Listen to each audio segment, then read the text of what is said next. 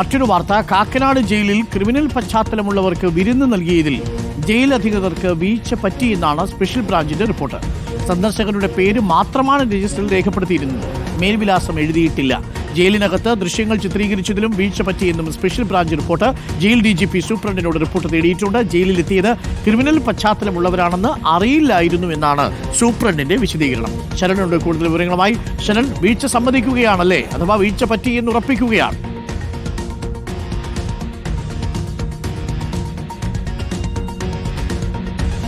അരുൺകുമാർ, തീർച്ചയായിട്ടും വീഴ്ച പറ്റിയെന്ന് ഉറപ്പിക്കുകയാണ് സ്പെഷ്യൽ ബ്രാഞ്ച് റിപ്പോർട്ട്. കഴിഞ്ഞ മാസം 31-നാണ് ഈ സംഭവം നടന്നിരുന്നത്. അതായത് വെൽഫെയർ ഉദ്യോഗസ്ഥൻ വിരമിക്കുകയായിരുന്നു. അപ്പോൾ വിരമിക്കൽ ചടങ്ങിനോടനുബന്ധിച്ചാണ് അവിടെ ഒരു വിരുന്ന് സംഘടിപ്പിച്ചത്. ഇതിലേക്കാണ് ക്രിമിനൽ പശ്ചാത്തലമുള്ള ആളുകളെ ഉദ്യോഗസ്ഥൻ ക്ഷണിക്കുകയും അങ്ങനെ ഈ 8-അംഗ സംഘം അവിടേക്ക് എത്തുകയും ചെയ്തിരുന്നത്. അതിന് പിന്നാലെ സ്പെഷ്യൽ ബ്രാഞ്ച്, അതായത് ഈ റീൽസ് ചിത്രീകരിച്ചുകൊണ്ട് കൂടിയാണ് അവർ അവിടെ നിന്ന് മടങ്ങിയിരുന്നത്. ഈ റീൽസ് സമൂഹ മാധ്യമങ്ങളിൽ പ്രചരിച്ചോട് കൂടിയാണ് ഇത് സ്പെഷ്യൽ ബ്രാഞ്ചിന്റെ ശ്രദ്ധയിൽപ്പെടുകയും സ്പെഷ്യൽ ബ്രാഞ്ച് അന്വേഷണം നടത്തുകയും ചെയ്തിരിക്കുന്നത്. അതിലാണ് ഇപ്പോൾ റിപ്പോർട്ട് ADGPക്ക് സമർപ്പിച്ചിരിക്കുന്നത്. അതിൽ പ്രധാനമായി പറയുന്നത് ജയിൽ അധികൃതർക്ക് ഈ സംഭവത്തിൽ വീഴ്ച സംഭവിച്ചു എന്നുള്ളതാണ്. 8-അംഗ സംഘം അവിടേക്ക് എത്തിയപ്പോൾ സ്വാഭാവികമായിട്ടും നമുക്കറിയാം, ജയിലിലേക്ക് സന്ദർശകർ എത്തുകയാണെന്നുണ്ടെങ്കിൽ സന്ദർശകരുടെ പേര് മാത്രമല്ല മേൽവിലാസവും രേഖപ്പെടുത്തേണ്ടതുണ്ട്. പക്ഷേ സന്ദർശക രജിസ്റ്ററിൽ പേര് മാത്രമാണ് സ്പെഷ്യൽ ബ്രാഞ്ച് ഉദ്യോഗസ്ഥർക്ക് കാണാൻ കഴിഞ്ഞിരുന്നത്. ഇതിന് പുറമെ തന്നെ ഈ ജയിലിനകത്ത് വീഡിയോ ചിത്രീകരണം നടക്കുകയും ചെയ്തിട്ടുണ്ട്. അപ്പോൾ ആ വീഡിയോ ചിത്രീകരണം നടന്നതിലും ഉദ്യോഗസ്ഥർക്ക് വീഴ്ച പറ്റിയിട്ടുണ്ടെന്നുള്ളതാണ്